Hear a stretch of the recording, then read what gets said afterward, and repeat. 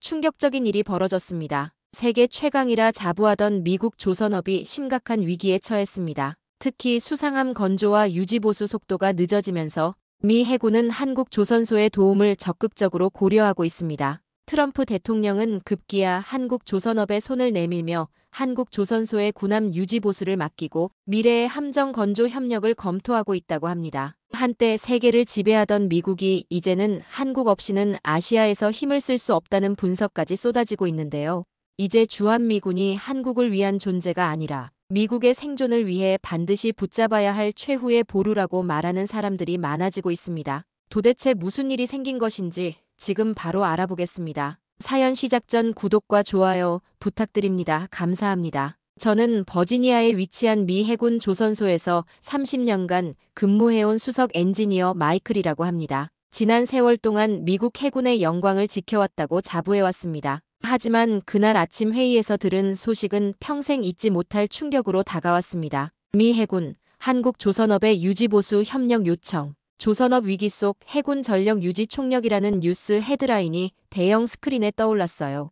회의실 안은 순식간에 얼어붙었죠. 30년 경력의 베테랑들도 할 말을 잃었습니다. 세계 최강국 미국이 군함을 다른 나라에 맡긴다니 이게 말이 됩니까? 그것도 한국이라는 작은 나라의 말이죠. 제 가슴속에서는 분노와 수치심이 한꺼번에 몰려왔어요. 우리 부서장 때는 헛기침을 하며 말문을 열었습니다. 여러분, 이건 우리 모두에게 힘든 소식입니다만 현실을 직시해야 할 때가 왔습니다. 그의 목소리는 무겁게 가라앉아 있었어요. 우리 조선소는 지난 5년간 계속해서 일정을 지키지 못했고 비용은 예상의 2배를 넘겼습니다. 해군 장군들도 더 이상 참을 수 없는 상황이 됐죠. 회의실 뒤편에서 고위 장교 한 명이 자리에서 벌떡 일어났습니다. 에드워드 제독이었어요. 그는 단호한 목소리로 말했죠. 우리 해군이 생존하려면 선택지는 한국뿐입니다. 이건 우리의 자존심 문제가 아니라 국가 안보의 문제입니다. 그 말을 듣는 순간 제 머릿속이 하얘졌어요. 30년 동안 자랑스럽게 생각했던 미국 조선업의 실체가 이렇게 무너져 내리는 느낌이었습니다. 회의가 끝나고 사무실로 돌아온 저는 창밖을 바라보며 깊은 생각에 잠겼어요. 조선소 도크에는 수리를 기다리는 군함들이 줄지어 서 있었습니다. 그 웅장한 모습이 이제는 왠지 초라하게 느껴졌죠. 미국이 정말 배를 만들 수 없는 나라가 된 건가? 저도 모르게 중얼거렸습니다. 엔지니어로서의 자존심이 무너지는 순간이었어요. 그날 저녁 집에 돌아와 TV를 켰더니 모든 채널에서 이 충격적인 소식을 다루고 있었습니다. 보수 채널에서는 우리 배를 한국이 만든다고 하며 격렬히 비난했고 진보 채널에서는 미국 조선업의 현실을 직시해야 한다고 주장하더군요. 저는 그날 밤 잠을 이루지 못했습니다. 30년간 쌓아온 제 경력이 그리고 미국의 자부심이 한순간에 무너져 내리는 것 같았어요. 다음 날 저는 평소보다 일찍 조선소에 출근했습니다. 무언가 달라져야 한다는 생각이 들었기 때문이죠. 저는 조선소 내부를 천천히 둘러보기로 했습니다.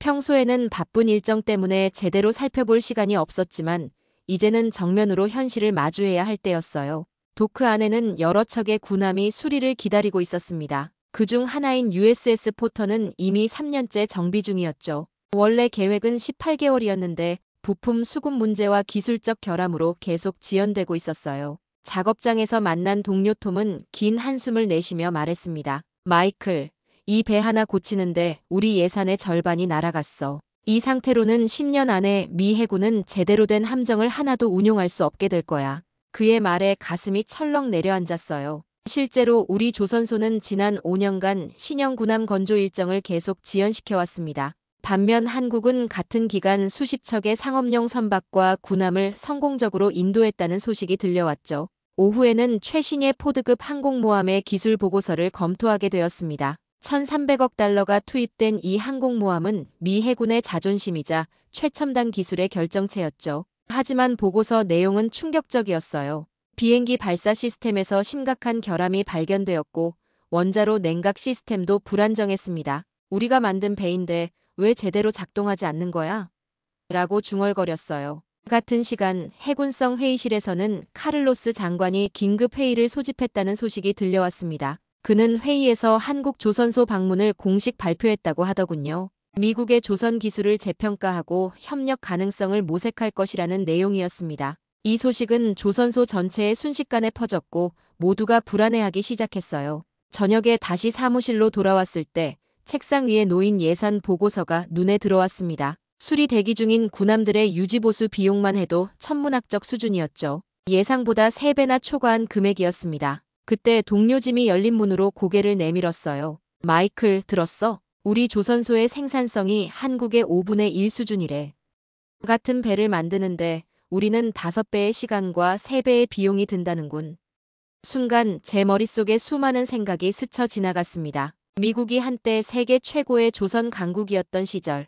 제2차 세계대전 당시 리버티선 2710척을 단 4년 만에 건조했던 역사가 있었어요. 그런데 지금은 군함 한 척 제대로 만들지 못하는 현실이 너무나 비참하게 느껴졌습니다. 그날 저녁 집에 돌아와 TV를 보니 카를로스 델토로 해군성 장관의 기자회견이 생중계되고 있었어요. 미 해군의 미래를 위해 우리는 열린 마음으로 세계 최고의 조선 기술을 배워야 합니다. 이번 주 한국 방문을 통해 실질적인 협력 방안을 모색할 것입니다. 그의 결연한 표정에서 미국 조선업의 위기가 얼마나 심각한지 다시 한번 실감할 수 있었습니다. 소파에 몸을 깊이 묻은 채 저는 이 모든 상황이 어떻게 여기까지 오게 됐는지 곰곰이 생각해 보았습니다. 우리의 자만심, 혁신 부족, 그리고 안주하는 문화가 결국 이런 결과를 낳은 건 아닌지, 내일은 또 어떤 소식이 들려올지 두렵고 불안한 마음뿐이었어요. 다음 날 회사에 출근했을 때 모두가 휴게실에 모여있는 모습이 보였습니다.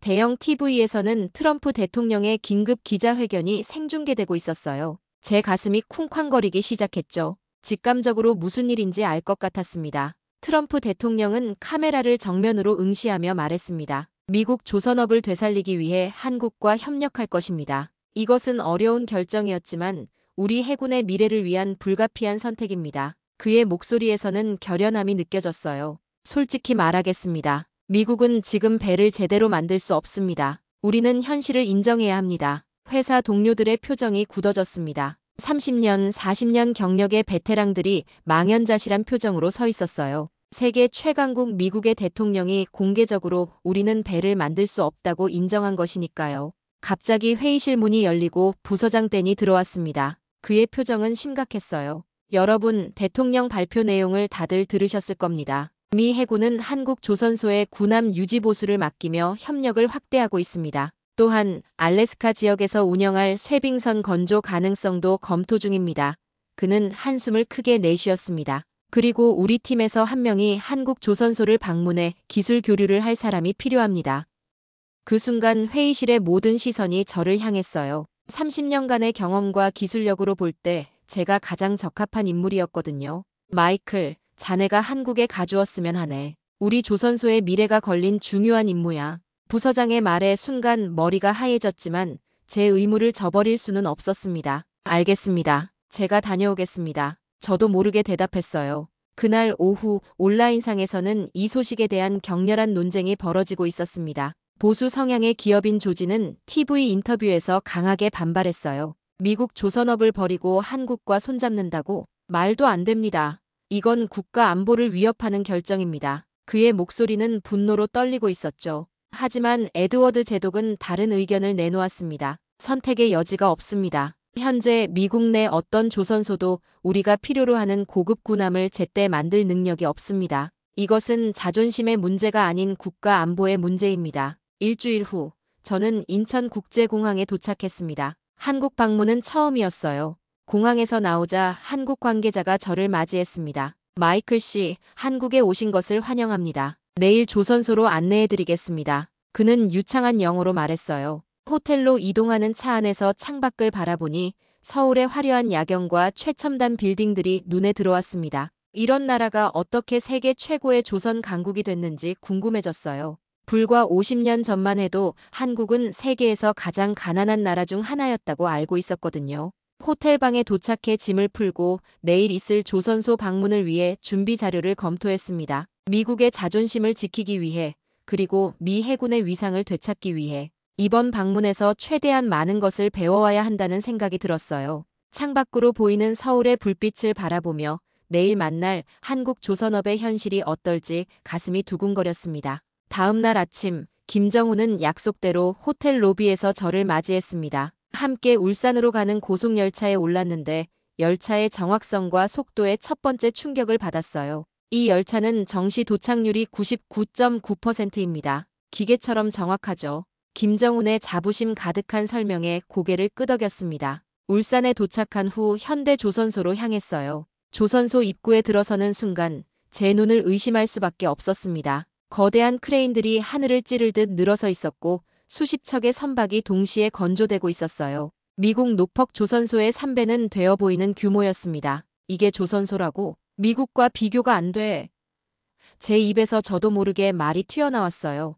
김정은은 미소를 지으며 말했습니다. 저희는 세계 1위 조선소니까요. 연간 30척 이상의 대형 선박을 건조합니다. 그의 말에 입이 다물어지지 않았어요. 조선소 내부로 들어가자 더 놀라운 광경이 펼쳐졌습니다. 완전 자동화된 용접 로봇, 컴퓨터로 제어되는 절단 시스템, 그리고 3D 모델링을 통한 선체 설계까지. 모든 것이 첨단 기술로 움직이고 있었어요. 특히 한 작업자가 태블릿 PC로 거대한 철판 절단 시스템을 원격 조정하는 모습은 마치 SF 영화의 한 장면 같았습니다. 미국이 조선업 강국이었던 시절이 있었죠. 하지만 지금은 아닙니다. 김정은의 말에 가슴이 찔렸어요. 그는 계속해서 말했습니다. 우리는 선박 한 척을 건조하는데 평균 8개월이 걸립니다. 미국은 얼마나 걸리나요?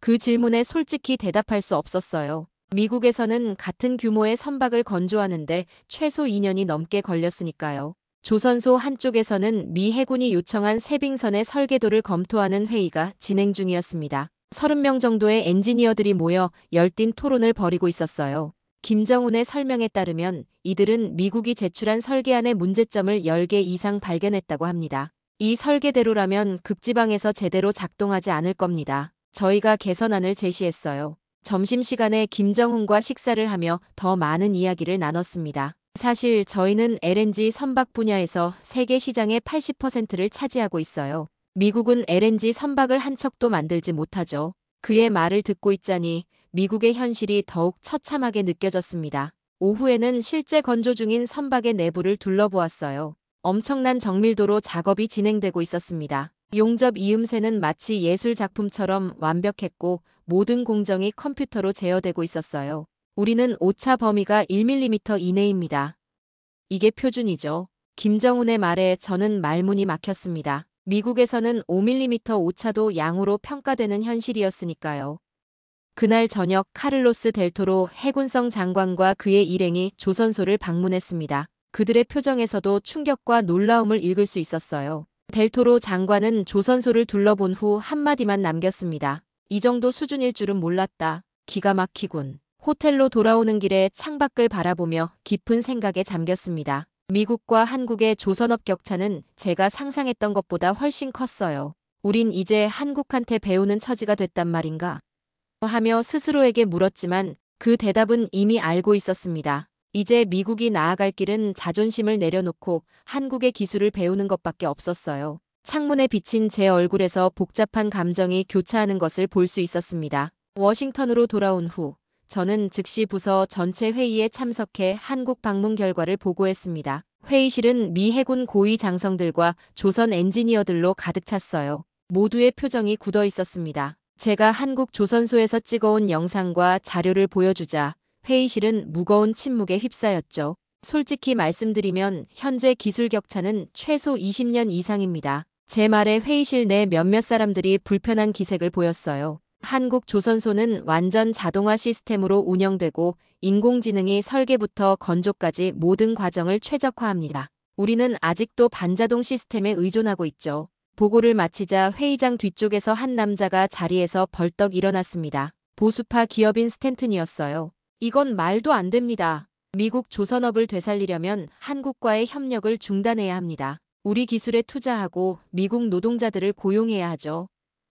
그의 목소리는 분노로 떨리고 있었습니다. 에드워드 제독이 차분하게 대응했어요. 스탠튼 씨, 당신 말이 이상적으로는 맞습니다. 하지만 현실을 보십시오. 지금 미국 해군은 작전 수행에 필요한 함정이 부족합니다. 한국의 도움 없이는 5년 안에 미 해군의 작전 능력이 절반으로 줄어들 것입니다. 그날 오후 사무실로 돌아오니 한국에서 만났던 김정훈으로부터 이메일이 와 있었습니다. 그는 미국 조선업 현황에 대한 몇 가지 질문을 보내왔어요. 마지막 질문이 특히 가슴에 꽂혔습니다. 미국이 독립적으로 조선업을 되살릴 방법이 있습니까? 저는 한참을 고민하다 답장을 보냈습니다. 현실적으로 당장은 어렵습니다. 하지만 한국과의 협력을 통해 기술을 배우고 장기적으로는 미국 조선업도 다시 일어설 수 있을 것입니다. 타이핑을 마치고 보니 스스로도 이 말을 믿는지 의문이 들었어요. 워싱턴 전체가 이 문제로 시끄러웠습니다. 의회에서는 한국의 배를 맡기는 건 국익에 반한다는 주장과 현실을 직시해야 한다는 반론이 팽팽히 맞서고 있었어요. CNN 생방송 토론에서는 조선 전문가들이 열띤 논쟁을 벌이고 있었습니다. 미국은 지난 30년간 조선 기술에 투자하지 않았고 그 결과가 지금의 현실입니다. 저는 그날 밤 집에 돌아와 오래된 앨범을 꺼내보았습니다. 30년 전 제가 막 조선소에 취직했을 때의 사진이었어요. 당시 미국 조선업은 세계 최고 수준이었고 모두가 자부심으로 가득 차 있었죠. 무엇이 달라졌을까? 저는 창밖을 바라보며 깊은 생각에 잠겼습니다. 답은 명확했어요. 우리는 안주했고 혁신을 멈췄습니다. 반면 한국은 끊임없이 도전하고 발전했죠. 그들은 디지털 기술을 조선업에 적극적으로 도입했고 효율성을 극대화했습니다. 우리가 과거의 영광에 취해 있는 동안 한국은 미래를 준비하고 있었던 거예요. 다음 날 아침 백악관에서 긴급 회의가 소집되었다는 연락을 받았습니다. 트럼프 대통령이 직접 미 해군과 조선업 관계자들을 모아 중요한 결정을 내리겠다고 했어요. 회의실로 향하는 발걸음이 무거웠습니다. 미국 조선업의 미래, 그리고 제 직업의 미래가 오늘 결정될지도 모른다는 생각에 가슴이 쿵쾅거렸어요. 회의장으로 향하며 저는 마음속으로 결심했습니다. 자존심보다 중요한 것은 살아남는 것이라고요. 미국이 다시 조선 강국으로 돌아가려면 먼저 현실을 받아들이고 배우는 자세가 필요했습니다. 그것이 비록 한국에게서 배우는 것이라 할지라도 말이죠. 백악관 회의실은 긴장감으로 가득 차 있었습니다. 미 해군 고위 장성들과 국방부 관계자들이 자리를 잡고 있었어요. 저는 뒷자리에 앉아 지켜보기만 했죠.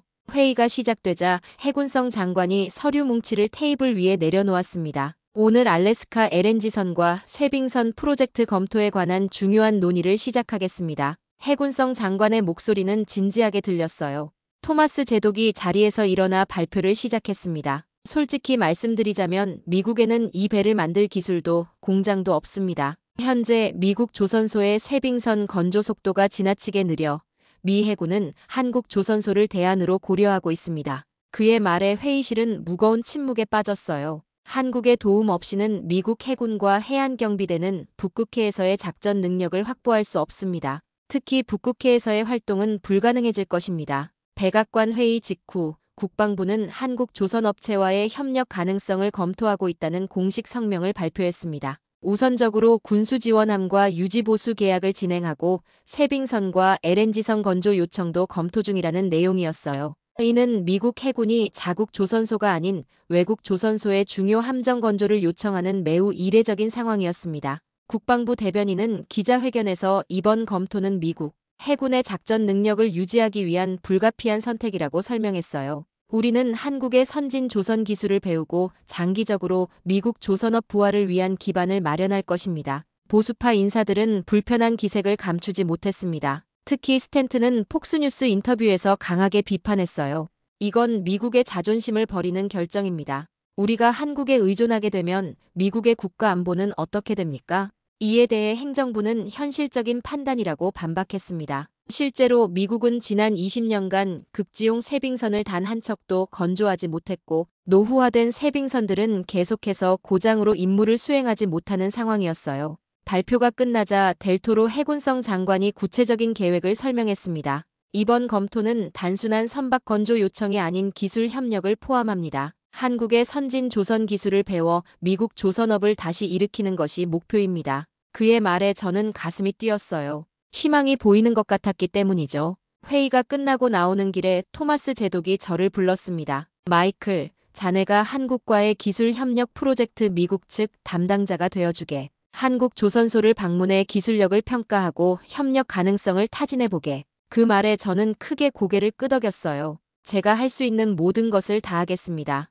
다음 날 전 세계 언론은 이 소식을 대대적으로 보도했습니다. 미국, 한국 조선업의 협력 요청 검토, 세계 최강국 미국, 한국 기술의 도움 요청 등의 헤드라인이 신문 일면을 장식했어요. 한국에서는 이 소식이 국가적 경사로 받아들여졌습니다. 역사상 처음으로 미국이 한국의 기술력을 공식적으로 인정할 수 있는 계기가 될 수 있었으니까요. 열흘 후 저는 한국행 비행기에 몸을 실었습니다. 이번엔 2주간의 기술 평가를 위한 방문이었어요. 비행기 창밖으로 보이는 태평양을 바라보며 미국과 한국 두 나라의 관계가 어떻게 변화할지 생각해 보았습니다. 한때 한국을 도왔던 미국이 이제는 한국의 도움을 요청하게 된 역사의 아이러니가 느껴졌어요. 한국에 도착한 저는 울산 HD 현대조선소에서 기술평가 회의에 참석했습니다. 첫날부터 놀라운 소식이 미국에서 전해져 왔어요. 일부 정치권에서는 한국과의 조선업 협력에 신중한 입장을 보이며 미국 내 조선업 보호 정책을 강화해야 한다는 주장이 나오고 있다는 내용이었습니다. 김정은 씨는 제게 제안했습니다. 마이클 씨, 기술평가는 계획대로 진행합시다. 정치적인 문제는 정치인들이 해결할 거예요. 그의 침착함에 저도 조금 안정을 찾았어요. 네, 우리는 할 일을 해야죠. 다음 날부터 저희는 쇠빙선 설계 기술을 검토했습니다. 한국 엔지니어들의 전문성과 효율성에 다시 한번 감탄했어요. 그들은 미 해군의 요구사항을 완벽히 이해하고 더 나은 대안까지 제시했습니다. 다음 날 워싱턴에서는 한 달간의 치열한 논쟁 끝에 의회위원회가 협력 검토를 계속하도록 승인했다는 소식이 들려왔어요. 토마스 제독이 화상통화로 알려주었죠. 일단 첫 단계는 넘겼네, 마이클. 이제 기술협력 MOU 체결을 위한 준비를 해도 좋아. 그날 저녁 김정은과 저는 울산의 한 식당에서 이 소식을 자축했습니다. 미국 국방부에서 열린 기자회견장에서 해군 고위 관계자는 향후 미국 해군의 전략적 방향을 발표했습니다. 우리는 한국의 선진 조선 기술에 주목하고 있으며 다양한 협력 방안을 검토 중입니다. 이 말에 전 세계 언론이 술렁였어요. 김정은과 저는 화상회의로 추가 협의를 이어갔습니다. 마이클 씨, 한화그룹이 미국 필리 조선소를 인수했다는 소식 들으셨나요? 이제 한국 기업이 미국 본토에서도 조선 기술을 선보이게 됩니다. 그의 목소리는 자신감으로 가득했어요. 뉴욕타임스는 한국 조선업이 LNG선 시장의 80%를 차지하며 세계 선박 시장에서 독보적인 경쟁력을 유지하고 있다고 보도했습니다. 기사는 한국이 LNG선과 컨테이너선 시장을 석권하고 있는 현실을 상세히 다루었어요. 미국의 해양 전문가들은 한국의 기술력에 감탄했습니다. HD현대의 미국 조선소 협력 검토 소식까지 들려오면서 이제 한국 조선업은 단순한 세계 1위를 넘어 진정한 세계의 지배자로 인정받게 되었습니다. 저는 펜타곤 사무실 창가에 서서 포토맥강을 바라보았습니다. 30년 전 미국이 세계 최강국으로서 한국을 도왔던 시절이 있었습니다. 이제는 한국이 미국을 도울 차례가 된 것이지요. 역사의 아이러니가 가슴 깊이 느껴졌어요. 태평양 건너편에서 일어난 작은 나라가 불과 반세기 만에 세계 최강국도 인정할 수밖에 없는 기술 강국으로 우뚝 선 것입니다. 세계 조선업의 역사를 새로 쓴 나라. 그 이름은 바로 대한민국입니다. 오늘 사연 어떻게 들으셨나요? 세계 최강국이라 자부하던 미국이 한국의 도움 없이는 북극해에서 작전 능력을 유지할 수 없게 된 현실을 통해 우리 대한민국 조선업의 놀라운 위상을 다시 한번 확인할 수 있었습니다. 한국 조선업은 이제 단순히 많은 배를 만드는 것을 넘어 세계에서 가장 첨단 기술이 필요한 선박들을 독점적으로 건조하는 수준에 이르렀습니다. LNG선, 초대형 유조선, 컨테이너선 시장을 석권한 것은 물론 이제 미국 군함과 쇠빙선까지 한국의 기술력을 필요로 하게 된 것입니다. 불과 60년 전 세계 최빈국 중 하나였던 대한민국이 이제는 세계 최강국도 인정할 수밖에 없는 기술 강국으로 우뚝 선 것입니다. 우리 대한민국의 뛰어난 기술력과 혁신 정신이 만들어낸 이 위대한 성취를 자랑스럽게 생각합니다. 한국 조선업의 세계 재패. 이것이 바로 대한민국의 저력입니다. 오늘 사연에 대한 여러분의 생각을 댓글로 남겨주세요. 내일도 감동적인 사연으로 찾아뵙겠습니다. 귀한 시간 내주셔서 감사합니다. 지금까지 감동신호등이었습니다.